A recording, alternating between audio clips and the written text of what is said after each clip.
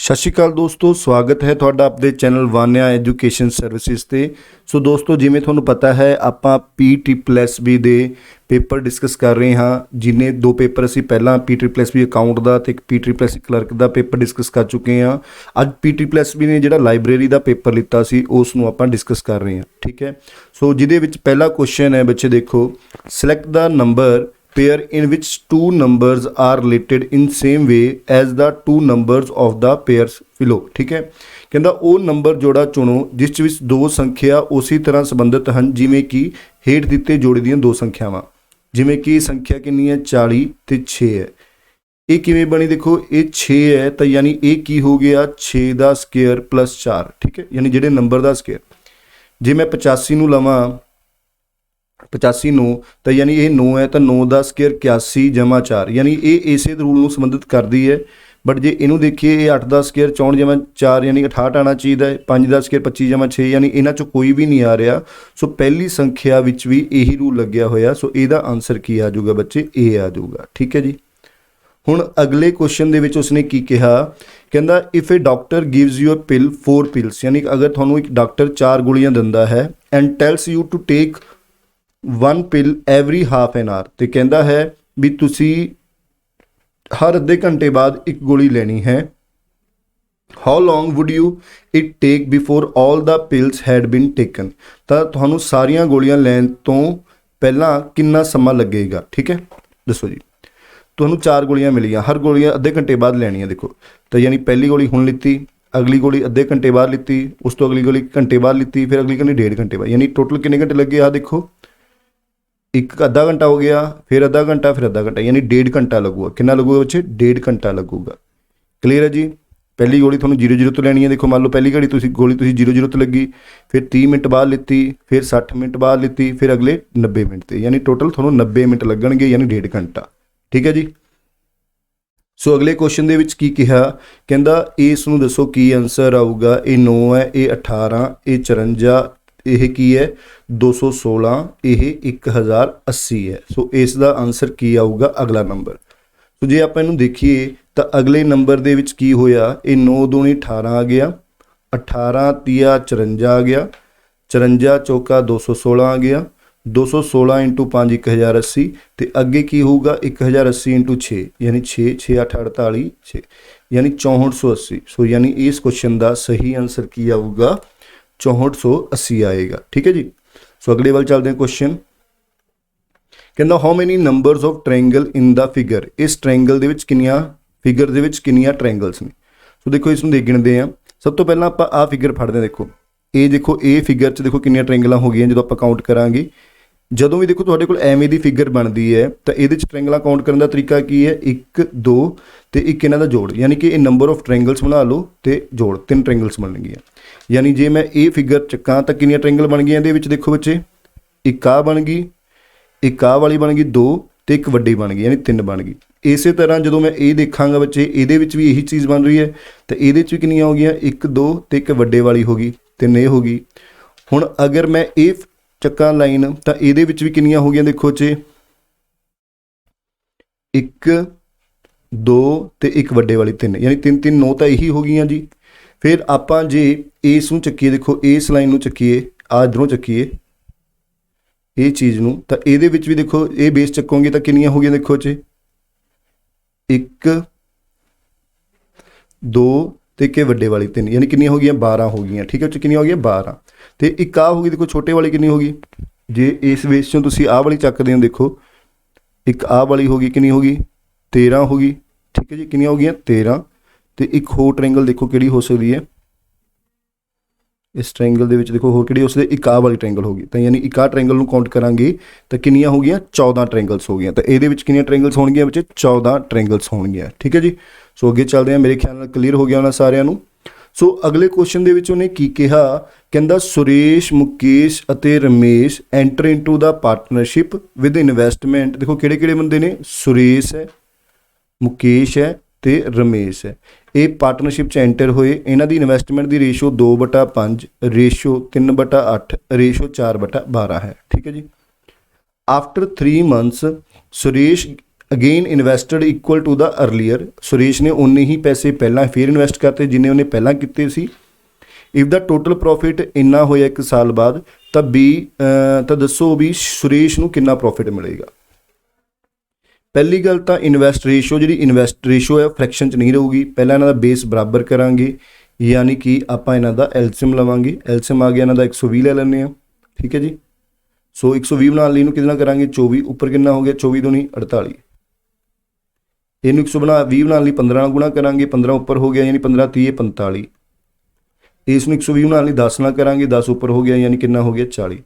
ਯਾਨੀ ਤੁਸੀਂ ਇੱਕ ਤਰੀਕੇ ਨਾਲ ਤੁਸੀਂ ਇਹ ਕਹਿ ਸਕਦੇ ਹੋ ਸੁਰੇਸ਼ ਨੇ ਇਨਵੈਸਟ ਕੀਤੇ 48 ਰੁਪਏ, ਮੁਕੇਸ਼ ਨੇ ਇਨਵੈਸਟ ਕੀਤੇ 45 ਰੁਪਏ ਤੇ ਰਮੇਸ਼ ਨੇ ਇਨਵੈਸਟ ਕੀਤੇ ਬੱਚੇ ਕਿੰਨੇ 40 ਰੁਪਏ, ਠੀਕ ਹੈ ਜੀ।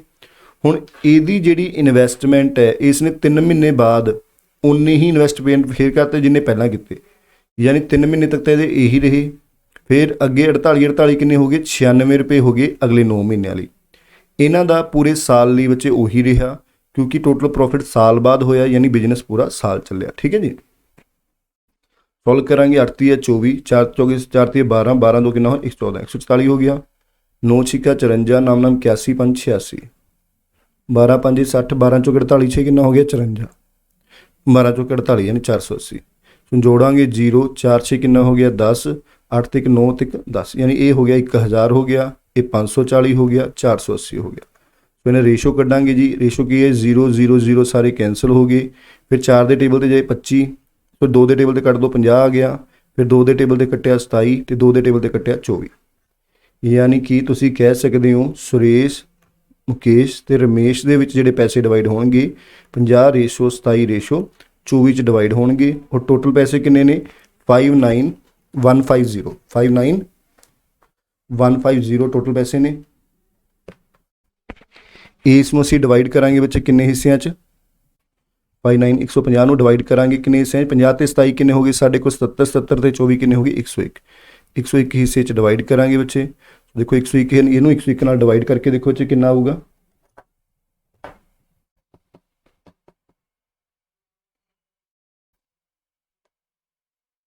ਜਲਦੀ ਜਲਦੀ ਵਿੱਚ ਦੇਖੋ ਸਮਝ ਆ ਰਿਹਾ ਸਾਰਿਆਂ ਨੂੰ, ਇੱਕ ਵਾਰ ਯੈਸ ਲਿਖ ਦਿਓ ਜੇ ਸਮਝ ਆ ਰਿਹਾ। 59140 ਨੂੰ ਅਸੀਂ ਡਿਵਾਈਡ ਕਰਕੇ ਦੇਖਣਾ 101 ਨਾਲ। ਮੈਨੂੰ ਲੱਗਦਾ ਕਿਤੇ ਗਲਤੀ ਕਰੀ ਆਪਾਂ ਨੇ।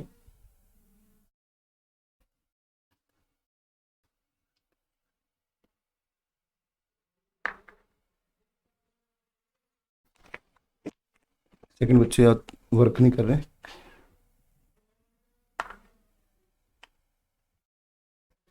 ओके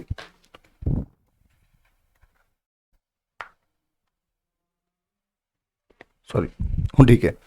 ਸੋ ਦੇਖੋ ਆਪਾਂ ਚੈੱਕ ਕਰ ਲੈਂਦੇ ਹਾਂ ਕਿਤੇ ਗਲਤੀ ਤਾਂ ਨਹੀਂ ਕਰ ਰਹੇ ਆਪਾਂ। 2/5 3/8 4/12 ਠੀਕ ਹੈ ਜੀ। ਉਹਨੂੰ ਕੱਟ ਕੇ ਆਪਾਂ ਈਜ਼ੀ ਵੀ ਕਰ ਸਕਦੇ ਸੀ, ਚਲੋ ਕੋਈ ਗੱਲ ਨਹੀਂ। ਸੋ 120 ਆ ਗਿਆ, 24 ਦੂਣੀ 48 ਹੋ ਗਿਆ, 15 30 45 ਹੋ ਗਿਆ, ਇਹ ਆ ਗਿਆ ਜੀ ਠੀਕ ਹੈ। ਸੋ ਇਸ ਨੇ 3 ਮਹੀਨੇ ਤੱਕ ਤਾਂ ਉਹਨੇ ਇਨਵੈਸਟਮੈਂਟ ਆਹੀ ਰੱਖੀ ਹੈ ਆਪਣੀ, ਠੀਕ ਹੈ ਜੀ। 3 ਮਹੀਨੇ ਬਾਅਦ ਸੁਰੇਸ਼ ਨੇ ਦੁਬਾਰਾ ਆਪਣੇ ਪਹਿਲਾਂ ਨਿਵੇਸ਼ ਜਿੰਨਾ ਕੀਤਾ ਸੀ ਓਨਾ ਹੀ ਫੇਰ ਕਰਤਾ। ਪ੍ਰੋਫਿਟ 1 ਸਾਲ ਦੇ ਐਂਡ 'ਤੇ ਇੰਨਾ ਹੋਇਆ। ਸੋ ਇਹਦੇ ਤੋਂ 48 ਤੇ 144 96 ਹੋ ਗਏ, 9 6 54 ਨਾਮ 81 ਤੇ 586 ਠੀਕ ਹੈ ਜੀ। 542 27 ਠੀਕ ਹੈ ਜੀ। ਇਹ ਵੀ 12 48 480 ਠੀਕ ਹੈ ਜੀ। ਬਿਲਕੁਲ ਸਹੀ ਕਰਿਆ ਆਪਾਂ ਨੇ। ਉੱਚ 0 0 50 ਆ ਗਿਆ, 50 27 ਕਿੰਨੇ ਹੋ ਗਏ 77 24 101। ਇਸ ਨੂੰ ਡਿਵਾਈਡ ਕਰਕੇ ਬੱਚੇ ਦੇਖ ਲਓ ਜਿੰਨਾ ਵੀ ਆਊਗਾ ਉਹਦਾ ਆਂਸਰ ਆ ਜਾਊਗਾ, ਠੀਕ ਹੈ ਜੀ ਪੁਆਇੰਟਸ ਨਾਲ। ਸੋ ਅੱਗੇ ਚੱਲਦੇ ਹਾਂ ਬੱਚੇ, ਅਗਰ ਇਹ ਕਲੀਅਰ ਹੈ ਬਿਲਕੁਲ ਸਹੀ ਕੀਤਾ ਬੱਚੇ, ਉਹਦੀ ਕੈਲਕੂਲੇਸ਼ਨ 'ਚ ਦੇਖ ਲਿਓ। ਸੋ ਨੈਕਸਟ ਕੁਐਸਚਨ ਕੀ ਕਿਹਾ ਆਪਾਂ ਨੇ, ਕਹਿੰਦਾ ਇਸ sum of rupees invested simple interest at certain rate of interest for 2 ਸਾਲ। ਕਹਿੰਦਾ ਕੁਛ ਪੈਸੇ ਸਿੰਪਲ ਇੰਟਰਸਟ 'ਤੇ ਇਨਵੈਸਟ ਕੀਤੇ 2 ਸਾਲ ਲਈ। It would have fetched ₹60 more had it been invested 2% higher rate interest rate. What would be was the sum invest. ਕਹਿੰਦਾ ਇੱਕ ਰਕਮ 2 ਸਾਲ ਲਈ ਇੱਕ ਨਿਸ਼ਚਿਤ ਵਿਆਜ ਦੇ ਸਧਾਰਨ ਵਿਆਜ 'ਤੇ ਨਿਵੇਸ਼ ਕੀਤੀ ਗਈ। ਜੇ ਉਹੀ ਰਕਮ 2% ਵਧਾ ਕੇ ਵਿਆਜ ਦਰ 'ਤੇ ਨਿਵੇਸ਼ ਕੀਤਾ ਜਾਂਦਾ ਤਾਂ ਪਹਿਲਾਂ ਨਾਲੋਂ 60 ਰੁਪਏ ਹੋਰ ਬਣਦੇ, ਠੀਕ ਹੈ ਜੀ। ਤਾਂ ਨਿਵੇਸ਼ ਕੀਤੀ ਰਕਮ ਕਿੰਨੀ ਸੀ। ਦੇਖੋ ਆਪਾਂ ਮੰਨਦੇ ਹਾਂ, ਦੇਖੋ ਇਹਦੇ ਵਿੱਚ ਆਪਾਂ ਪੈਸੇ ਬਣੇ ਆ। ਮੰਨ ਲਓ ਜੇ ਮੈਂ ਪਹਿਲਾਂ ਜਿਹੜੀ ਇਨਵੈਸਟ ਕੀਤੀ ਸੀ 100% ਇਨਵੈਸਟ ਕੀਤੀ ਸੀ, ਉਸ ਦੇ ਉੱਪਰ ਕੁਛ ਵੀ ਮੰਨ ਲਓ ਵੀ ਮੈਂ 10% 'ਤੇ ਇਨਵੈਸਟ ਕੀਤੀ ਸੀ, ਜਸਟ ਐਗਜ਼ਾਮਪਲ। ਤੇ 2 ਸਾਲ ਲਈ ਇਨਵੈਸਟ ਕੀਤੀ ਸੀ, ਆਪਣੇ ਵੱਲੋਂ ਕੁਛ ਹੀ ਮੰਨ ਲੈਂਦੇ ਹਾਂ, ਤਾਂ ਮੈਂ ਕਹਿ ਸਕਦਾ ਵੀ ਮੈਨੂੰ 20% ਵਿਆਜ ਮਿਲਦਾ ਸੀ ਪਹਿਲਾਂ। ਹੁਣ ਉਹੀ ਪੈਸਿਆਂ ਨੂੰ ਅਗਰ ਮੈਂ ਪਹਿਲਾਂ ਨਾਲੋਂ 2% ਵਿਆਜ ਜ਼ਿਆਦਾ ਤੇ ਰੱਖਾਂ, ਯਾਨੀ 12% ਤੇ ਰੱਖਾਂ, ਉਨੇ ਹੀ ਟਾਈਮ ਤੇ ਰੱਖਾਂ, ਤਾਂ ਮੈਨੂੰ ਹੁਣ ਵਿਆਜ ਕਿੰਨਾ ਮਿਲੂਗਾ? 24% ਮਿਲੂਗਾ। ਯਾਨੀ ਪਹਿਲਾਂ ਨਾਲੋਂ ਕਿੰਨਾ ਵੱਧ ਮਿਲੂਗਾ? 4% ਵੱਧ ਮਿਲੂਗਾ। ਔਰ ਕਹਿੰਦਾ ਪਹਿਲਾਂ ਨਾਲੋਂ ਕਿੰਨਾ ਵੱਧ ਮਿਲ ਰਿਹਾ? 60 ਰੁਪਏ। ਯਾਨੀ 4% 60 ਦੇ ਬਰਾਬਰ ਹੈ, ਤਾਂ 1% ਕਿਹਦੇ ਬਰਾਬਰ ਆ ਗਿਆ? 60/4, ਯਾਨੀ ਕਿ 15 ਦੇ ਬਰਾਬਰ ਆ ਗਿਆ। ਤਾਂ ਮੈਂ ਕਿੰਨੇ ਪੈਸੇ ਇਨਵੈਸਟ ਕੀਤੇ ਸੀ? 100%। ਤਾਂ 100% ਕਿੰਨੇ ਹੋ ਗਈ? 100 ਗੁਣਾ 15, ਯਾਨੀ ਕਿ 1500 ਰੁਪਏ। ਸੋ ਮੇਰਾ ਕੁਐਸਚਨ ਦਾ ਆਨਸਰ ਕੀ ਆਊਗਾ? ਕਿੰਨੇ ਇਨਵੈਸਟ ਕੀਤੇ ਸੀ? 1500 ਰੁਪਏ। ਠੀਕ ਹੈ ਜੀ, ਮੇਰੇ ਪੈਸੇ 1500 ਸੀ। ਸੋ ਅਗਲਾ ਕੁਐਸਚਨ ਹੈ, ਕਹਿੰਦਾ according to the dictionary arrangement ਵਿਚ ਆਫ ਦਾ ਫੋਲੋਇੰਗ ਵਰਡ ਵੀ ਇਨ ਅਸੈਂਡਿੰਗ ਆਰਡਰ ਚੂਜ਼ ਵਿੱਚ ਕਿਹੜਾ ਪਹਿਲਾਂ ਆਊਗਾ? ਠੀਕ ਹੈ, ਇਸ ਨੂੰ ਆਪਾਂ ਨੇ ਡਿਕਸ਼ਨਰੀ ਆਰਡਰ ਦੇ ਹਿਸਾਬ ਨਾਲ ਅਰੇਂਜ ਕਰਨਾ ਹੈ, ਤਾਂ ਦੱਸਣਾ ਬੱਚੇ ਇਹਨਾਂ ਵਿੱਚੋਂ ਕਿਹੜਾ ਪਹਿਲਾਂ ਆਊਗਾ। ਸੋ ਮੇਰੇ ਖਿਆਲ ਨਾਲ ਤੁਸੀਂ ਸਭ ਨੇ ਲਾਈਫ ਦੇ ਵਿੱਚ ਡਿਕਸ਼ਨਰੀ ਚੋਂ ਇੱਕ ਵਰਡ ਜ਼ਰੂਰ ਲੱਭਿਆ ਹੋਣਾ ਛੋਟੇ ਹੁੰਦੇ, ਹੁਣ ਤਾਂ ਚਲੋ ਤੁਸੀਂ ਗੂਗਲ ਤੇ ਲੱਭ ਲੈਂਦੇ ਹੋ। ਠੀਕ ਹੈ, ਸੋ ਇਹਦੇ ਵਿੱਚ ਦੇਖੋ ਅਲਫਾਬੈਟ ਦੇ ਹਿਸਾਬ ਨਾਲ ਅਰੇਂਜ ਹੁੰਦਾ, ਜਿਵੇਂ ਤੁਹਾਡਾ ਅਸੈਂਡਿੰਗ। ਦੇਖੋ ਪਹਿਲਾਂ SS ਦੇਖਦੇ ਹਾਂ, SS ਸਾਰਿਆਂ 'ਚ ਹੈਗਾ। ਫਿਰ ਆਪਾਂ SC ਦੇਖਦੇ ਹਾਂ, SC ਵੀ ਸਾਰਿਆਂ ਦੇ ਵਿੱਚ ਹੈਗਾ। ਫਿਰ SCA ਦੇਖਾਂਗੇ, A ਵਾਲਾ ਕੋਈ ਹੈ ਨਹੀਂ ਇਸ 'ਚ, ਹੈ ਨਾ। ਫਿਰ A ਵਾਲਾ ਨਹੀਂ ਹੈਗਾ। ਫਿਰ ਅਕੋਰਡਿੰਗ ਟੂ ਪਹਿਲਾਂ R ਤੋਂ ਪਹਿਲਾਂ O ਆਏਗਾ, ਤਾਂ O ਵਾਲਾ ਹੈਗਾ। ਦੇਖੋ SCO ਇਸ 'ਚ ਵੀ, SOE O 'ਚ ਵੀ ਹੈ। ਫਿਰ ਉਸ ਤੋਂ ਪਹਿਲਾਂ R ਆ ਗਿਆ, ਫਿਰ ਇੱਧਰ ਵੀ R ਆ ਗਿਆ, SCOR ਇੱਧਰ ਵੀ ਕਾਮਨ ਹੈ। ਫਿਰ R ਤੋਂ ਬਾਅਦ N ਆ ਰਿਹਾ, ਤੇ ਇਹ ਕੀ ਆ ਰਿਹਾ? E ਆ ਰਿਹਾ। ਤੇ ਯਾਨੀ ਇਹ ਵਾਲਾ ਵਰਡ ਤੁਹਾਡਾ ਪਹਿਲਾ ਆਊਗਾ, ਦੂਜਾ ਕੀ ਹੋਊਗਾ? ਗਲਤ। ਯਾਨੀ ਪਹਿਲਾ ਵਰਡ ਕਿਹੜਾ? ਤਾਂ ਆਪਣਾ ਕੀ ਆਊਗਾ? ਸਕੋਰ ਬੋਰਡ ਕੀ ਆਊਗਾ? ਪਹਿਲਾਂ ਆਊਗਾ। ਠੀਕ ਹੈ ਬੱਚੇ, ਵੈਰੀ ਗੁੱਡ, ਬਹੁਤ ਅੱਛੇ। ਸੋ ਨੈਕਸਟ ਕੁਐਸਚਨ ਹੈ, ਦੇਖੋ ਬੱਚੇ ਅਗਲਾ ਕੁਐਸਚਨ ਕਹਿੰਦਾ, ਇਹ ਕੁਐਸਚਨ ਹੈ 7, 26, 63, 123, 215, 342, ਅੱਗੇ ਕੀ ਆਊਗਾ? ਦੇਖੋ ਜੀ ਇਹ ਚੱਲ ਰਿਹਾ ਤੁਹਾਡਾ 2 ਦਾ ਕਿਊਬ 8 ਮਾਈਨਸ 1, 3 ਦਾ ਕਿਊਬ 27 ਮਾਈਨਸ 1, 4 ਦਾ ਕਿਊਬ 64 ਮਾਈਨਸ 1, 5 ਦਾ ਕਿਊਬ ਮਾਈਨਸ 1, 123 ਨਹੀਂ ਹੋਊਗਾ, ਇੱਥੇ ਵਿੱਚ 124 ਹੋਊਗਾ। ਠੀਕ ਹੈ, ਗਲਤੀ ਇਹਨਾਂ ਦੀ। ਤੇ ਇੱਥੇ ਕੀ ਆ ਗਿਆ ਆਪਣੇ ਕੋਲ? 6 ਦਾ ਕਿਊਬ 216 ਮਾਈਨਸ 1, 7 ਦਾ ਕਿਊਬ ਮਾਈਨਸ 1, ਅੱਗੇ ਕੀ ਆਊਗਾ? 8 ਦਾ ਕਿਊਬ ਮਾਈਨਸ 1, ਯਾਨੀ 511 ਆਊਗਾ। ਸੋ ਯਾਨੀ ਕਿ ਇਸ ਅੱਛਾ ਗਲਤ ਲੱਭਣਾ ਸੀ, ਸੌਰੀ, ਇੱਥੇ ਲੱਭਣਾ ਸੀ ਆਪਾਂ ਕਿਹੜਾ ਗਲਤ ਹੈ। ਤਾਂ ਕਿਹੜਾ ਗਲਤ ਹੈ? ਇੱਥੇ 123 124 ਆਉਣਾ ਚਾਹੀਦਾ ਸੀ, ਯਾਨੀ ਕਿ ਇੱਥੋਂ ਕਿਹੜਾ ਗਲਤ ਹੈ? 123 ਗਲਤ ਹੈ। ਠੀਕ ਹੈ ਜੀ, ਅਗਲਾ ਕੁਐਸਚਨ ਕਹਿੰਦਾ bar graph show the below the data production of cars of 3 different car companies ਦੀ ਪ੍ਰੋਡਕਸ਼ਨ ਦਿੱਤੀ ਹੋਈ ਹੈ, ABC, answer the question given. ਠੀਕ ਹੈ, ਇਹ ਆਪਾਂ ਨੂੰ ਪ੍ਰੋਡਕਸ਼ਨ ਦੱਸੀ ਹੋਈ ਹੈ। ਪਹਿਲੀ ਗੱਡੀ ਹੈ ਜਿਹੜੀ ਸਾਡੀ A ਹੈ, ਦੂਜੀ B ਪ੍ਰੋਡਕਸ਼ਨ ਹੈ, ਤੀਜੀ C ਹੈ। ਇਹ 2018 ਦੇ ਵਿੱਚ ਹੈ, 2019 'ਚ, 2020 'ਚ, 2021 'ਚ, ਇਹ ਆਪਾਂ ਨੂੰ ਡਾਟਾ ਦਿੱਤਾ ਹੋਇਆ। ਠੀਕ ਹੈ ਜੀ, ਹੁਣ ਦੇਖੋ ਇੱਥੇ ਅਗਰ ਆਪਾਂ ਡਾਟਾ ਦੇਖੀਏ 2018 ਦੇ ਵਿੱਚ ਇਹ ਕਿੰਨੀ ਹੈ? 25000 ਹੈ। ਠੀਕ ਹੈ ਜੀ, ਇਹ B ਕੰਪਨੀ ਦੀ ਕਿੰਨੀ ਹੈ? 15000 ਹੈ ਜੀ। C ਕੰਪਨੀ ਦੀ ਕਿੰਨੀ ਹੈ ਜੀ? ਆਪਣੇ ਕੋਲ 10000 ਹੈ। ਸੋ ਇਹ ਡਾਟਾ ਮੈਂ ਤੁਹਾਨੂੰ ਲਿਖ ਲੈਣਾ ਤਾਂ ਕਿ ਬਾਰ-ਬਾਰ ਆਪਾਂ ਨੂੰ ਦੇਖਣਾ ਨਾ ਪਵੇ। 20 ਇੱਥੇ ਕੀ ਲਿਖ ਦਿੰਦੇ ਬੱਚੇ? ਇਹ 25 ਹੈ, ਸੌਰੀ, ਇਹ 25 ਹੋ ਗਿਆ, ਇਹ 30 ਹੋ ਗਿਆ, ਇਹ ਹੋ ਗਿਆ 35, ਦੈਨ 30, ਦੈਨ ਕੀ ਆ ਗਿਆ ਇੱਥੇ? 20, ਇੱਥੇ ਕੀ ਆ ਗਿਆ? 20, ਦੈਨ 25 ਤੇ 25। ਠੀਕ ਹੈ ਜੀ, ਓਕੇ। ਸੋ ਕੁਐਸਚਨ ਦੇਖਦੇ ਆਪਾਂ। ਸੋ ਪਹਿਲਾ ਕੁਐਸਚਨ ਦੇਖੋ ਇਹਨੇ ਕੀ ਕਿਹਾ, ਕਹਿੰਦਾ average production of 4 years maximum of which company. ਤਾਂ ਕਿਹੜੀ ਕੰਪਨੀ ਦੀ ਜਿਹੜੀ ਐਵਰੇਜ ਪ੍ਰੋਡਕਸ਼ਨ ਹੈ 4 ਸਾਲਾਂ ਦੀ ਉਹ ਸਭ ਤੋਂ ਜ਼ਿਆਦਾ ਹੈ?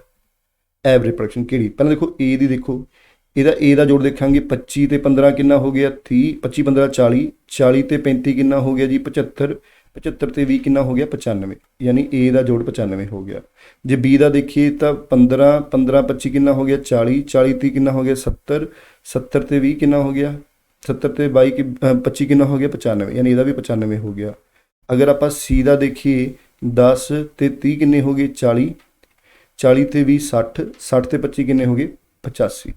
ਤਾਂ ਯਾਨੀ A ਤੇ B ਦੀ ਐਵਰੇਜ ਹੈ ਜਿਹੜੀ ਉਹ ਸੇਮ ਰਹੂਗੀ। A ਤੇ B ਦੀ ਐਵਰੇਜ ਹੈ ਜਿਹੜੀ ਉਹ ਸੇਮ ਰਹੂਗੀ। ਤਾਂ ਆਪਣਾ ਆਨਸਰ ਕੀ ਹੋਊਗਾ? A ਤੇ B ਦੀ ਵੱਧ ਰਹੂਗੀ। ਠੀਕ ਹੈ ਜੀ, ਹੁਣ ਅਗਲਾ ਕੁਐਸਚਨ ਕਹਿੰਦਾ what is the ratio of the average production of company A in the period 2018 ਤੋਂ 20 to the average production of company C।